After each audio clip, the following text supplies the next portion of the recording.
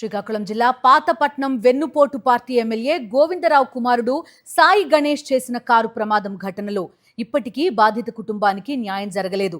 2024 December 21 Korasavada గ్రామంలో వెన్నుపోటు party MLA Govindarao కుమారుడు సాయి గణేష్ కారు యాక్సిడెంట్ చేశాడు. ప్రమాదంలో అక్కడికక్కడే భోగయ్య అనే వ్యక్తి చనిపోయాడు. అయితే బాధిత కుటుంబంతో ఎమ్మెల్యే గోవిందరావు జరిపిన చర్చల వీడియో ఇప్పుడు బయటకొచ్చింది. హైకోర్టు అడ్వకేట్తో చెప్పానంటూ అసలు కేసే ఉండదని బాధితులను బెదిరించారు వెన్నుపోటు పార్టీ ఎమ్మెల్యే గోవిందరావు. మొదట బాధితులకు 5 లక్షల నగదు, ఉద్యోగం, పెన్షన్ ఇస్తానని హామీ ఇచ్చారు. అయితే ఆ హామీ ఏడాదిన్నరగా నెరవేర్చలేదు. దీంతో తమకు న్యాయం చేయాలని మళ్లీ ఎమ్మెల్యే గోవిందరావును కోరుతున్నారు మృతుడు భోగయ్య కుటుంబ సభ్యులు. మృతుడు భోగయ్య కుటుంబ సభ్యులను ఎమ్మెల్యే గోవిందరావు బెదిరించిన వీడియో ఒకసారి చూద్దాం. లేదు సార్, మా relative sir. Shock service sir, పాపడంలో ఉంటాను. అతని పేర్లు లేదు నా దగ్గర ఉన్నాయి. అక్కడ ఇంకోటి ఆయనకి ఇచ్చారు.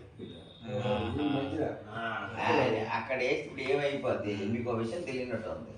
అక్కడ మా సొంత మా daddy high court additional advocate general ఉన్నాడు. అక్కడ ఏజీ బడన్ భాస్కర్ అది దించితే మొత్తం అంతా సూసైడ్ అయిపోతుంది అక్కడ. వెన్నుపోటు పార్టీ ఎమ్మెల్యే గోవిందరావు బెదిరింపుల పర్వానికి సంబంధించి పూర్తి సమాచారం అందిస్తారు మా కరెస్పాండెంట్ సునీల్ లైవ్ లో జాయిన్ అవుతున్నారు. సునీల్, చెప్పండి, యాక్సిడెంట్ చేసి కనీసం పోనీ ఆదుకుంటారా అంటే ఆ పరిస్థితి కూడా లేని సిచ్యువేషన్ చూస్తున్నాం. బెదిరిస్తున్నారు ఏకంగా. ఎలాంటి డీటెయిల్స్ ఉన్నాయి మీ దగ్గర? బాధితుని కుటుంబం ఏమంటోంది సునీల్?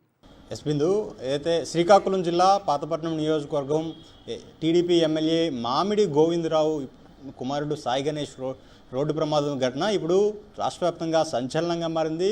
ఆ ప్రమాదం విషయంలో ఇప్పుడు కొత్త పరిణామం చోటు చేసుకుంది.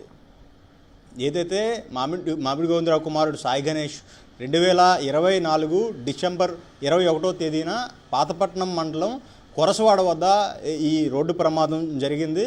మామిడి గోవిందరావు కుమారుడు సాయి గణేష్ వెళ్తున్న కారు ఆటోను ఢీకొనడంతో ఆటోలో వెళ్తున్న చెప్పల భోగయ్య అనే వ్యక్తితో పాటు సంతోషి అనే మహిళ మరో ఇద్దరు వ్యక్తులకు తీవ్ర గాయాలయ్యాయి. అయితే తీవ్రంగా గాయపడిన చెప్పల భోగయ్య ఆ ఘటనా స్థలం నుంచి హాస్పిటల్కి తీసుకువెళ్తుండగా మార్గమధ్యంలో చనిపోయారు.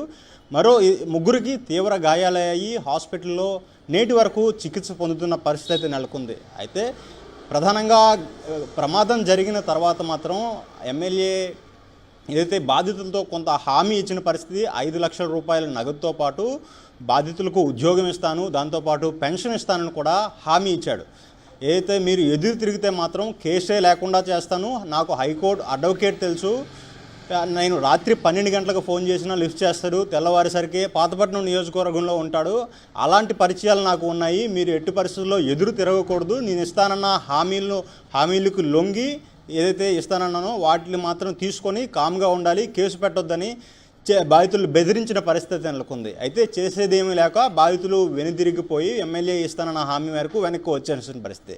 అయితే ఈ ఘటన జరిగి ఏడాదిన్నరకు పైగా అయినా సరే ఇంతవరకు కూడా కనీసం బాధితులకు ₹1 కూడా ఇవ్వకపోవడంతో, ఉద్యోగం కూడా ఇవ్వకపోవడంతో బాధితులు ఆవేదన వ్యక్తం చేస్తున్నారు. ఎమ్మెల్యే ఇప్పటికైనా న్యాయం చేయాలని కూడా కోరుతున్న పరిస్థితి. కనీసం 5 లక్షలు ఇవ్వలేదు, ఉద్యోగం ఇవ్వలేదు, ఏదైతే పెన్షన్ ఇస్తానన్న పెన్షన్ కూడా ఇవ్వలేదు, కనీసం వైద్య ఖర్చులకు కూడా ఇవ్వలేదని ఆవేదన వ్యక్తం చేస్తున్న పరిస్థితి నెలకొంది. ఏదైతే ఆటో ఖర్చులకు కూడా, ఏదైతే ఆటో బాగు చేసుకునేందుకు కూడా డబ్బులు ఇస్తానన్నారు, కనీసం ఆటోను కూడా తన సొంత డబ్బులు పెట్టే బాగు చేసుకున్నానని ఆటో డ్రైవర్ కూడా చెబుతున్న పరిస్థితి నెలకొంది. Bindu. Right Sunil, thank you. మరిన్ని అప్డేట్స్ కోసం ఛానల్ ను సబ్స్క్రైబ్ చేయండి. నోటిఫికేషన్స్ కోసం బెల్ ఐకాన్ పై క్లిక్ చేయండి.